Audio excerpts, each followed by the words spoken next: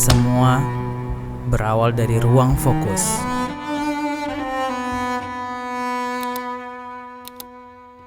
Di zaman yang serba satu klik ini, aku merasa kafe adalah tempat terbaik buat produktif.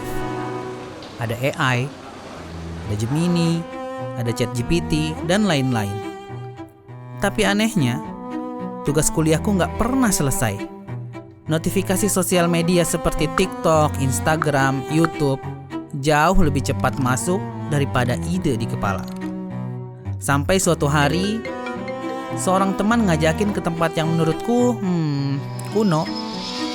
Ya, perpustakaan. Reaksiku, ngapain? Kan semua sudah ada di HP.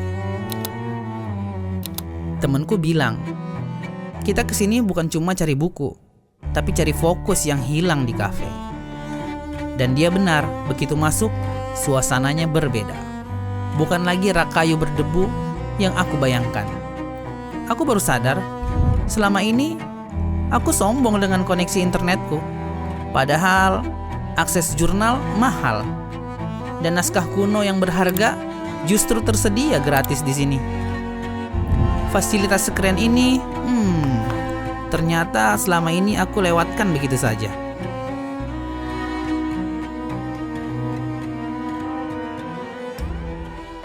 Mengapa saya masih ke perpustakaan untuk belajar dan sedangkan aplikasi sekarang sudah canggih? Karena menurut saya perpustakaan lebih nyaman untuk belajar, berdiskusi, dan menambah wawasan yang lebih luas lagi.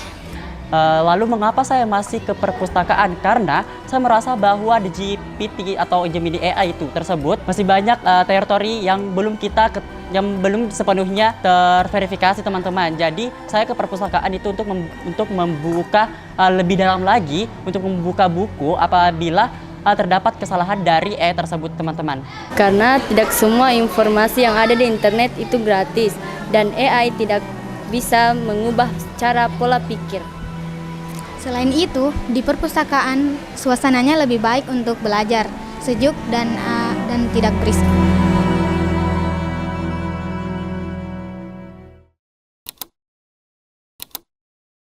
Aku putusin untuk baca buku. Setelah baca buku sampai selesai, aku merasa jadi orang yang baru. Dari sini, aku sadar betapa pentingnya sebuah buku. Karena itu, aku mulai banyak membaca buku lain. Dan jujur, semua buku ini perlahan mengubah hidupku. Sama kayak buku-buku tadi, aku sadar bahwa untuk membuat tulisan yang keren, aku butuh referensi baru. Tapi aku nggak mau terjebak algoritma sosmed yang itu saja. Jadi, ayo kita mulai cari referensi yang lebih dalam lewat Ipusnas.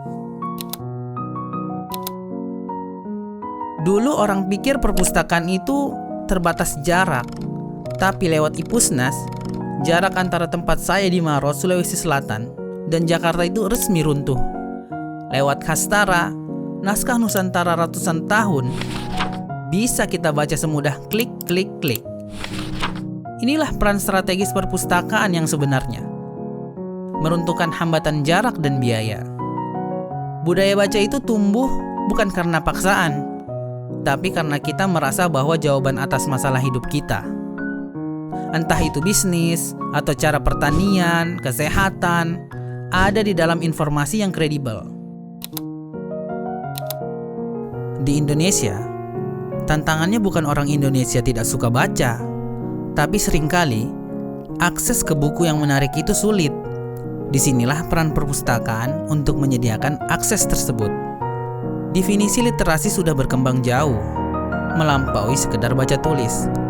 Berdasarkan standar Perpustakaan Nasional RI, literasi adalah kemampuan seseorang untuk mengolah informasi dan pengetahuan untuk kecakapan hidup.